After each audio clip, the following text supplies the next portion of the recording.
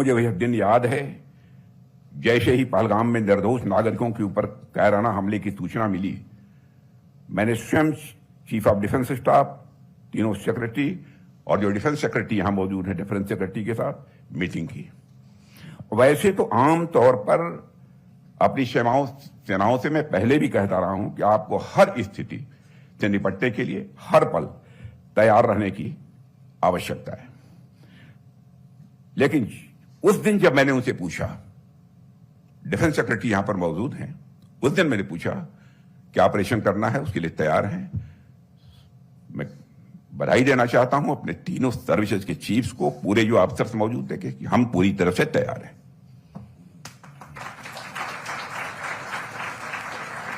उसके बाद हम लोग प्रधानमंत्री जी के साथ बैठे। प्रधानमंत्री जी को सारी स्थिति की जानकारी दी गई और वही बात प्रधानमंत्री जी के सामने उन्होंने कहा और प्रधानमंत्री जी की अनुमति से उसके बाद फिर जो ऑपरेशन प्रारंभ हुआ उसकी आप सबको जानकारी है। और जब मैंने पूछा कि पूरी तरह से तैयार हैं, तो इस प्रश्न का भी उत्तर यही मिला मुझे कि हम पूरी तरह से तैयार हैं। और उसके बाद जो कुछ भी हुआ उसको बहुत डिटेल में जाकर बतलाने की आवश्यकता नहीं है, आप सब उससे अच्छी तरह परिचित हैं। साथियों, हमारा यह ऑपरेशन सिंदूर हमारी सेनाओं के बीच ज्वाइंटनेस की भी एक मिसाल थी।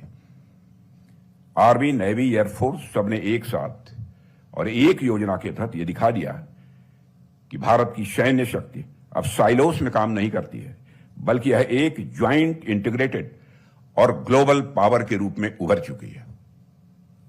यही कारण था कि हमने अपनी शर्तों पर, अपने समय पर उस ऑपरेशन को अंजाम दिया और अपनी शर्तों पर ही उसे हमने समाप्त भी किया। ऑपरेशन के दौरान भी हमने प्रिसाइजली उन्हीं को टारगेट किया जिन्होंने हमारे ऊपर हमला किया था।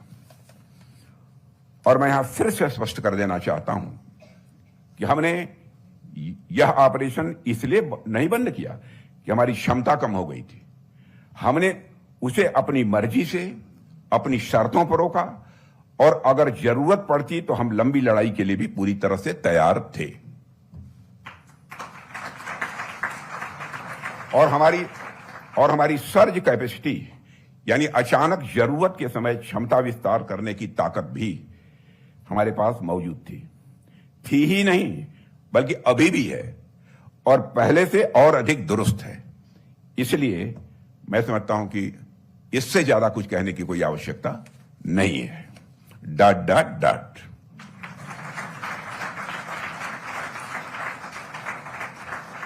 और मित्रों, हमारे मिलिट्री इंडस्ट्रियल कॉम्प्लेक्स ने भी समय समय पर यह साबित किया है कि वह केवल शांतिकाल की जरूरतों के लिए नहीं, युद्ध काल की तेज आपूर्ति के लिए भी वह तैयार है। हालांकि उस बीच हमें न्यूक्लियर हमले तक की धमकी दी गई, लेकिन हम उस ब्लफ में नहीं आए। हमने उन धमकियों को नकारते हुए, कोई तवज्जो न देते हुए वही किया जो करना था, जो राष्ट्र हित में जरूरी था। और यही है न्यू वर्ल्ड ऑर्डर, यानी नई दुनिया का नया भारत। और यह वह भारत है जो दुनिया को बता रहा है कि टेररिज्म और उसके स्पॉन्सर्स के बीच कोई अंतर नहीं किया जाएगा। टेररिज्म और उसके स्पॉन्सर के बीच कोई अंतर नहीं किया जाएगा।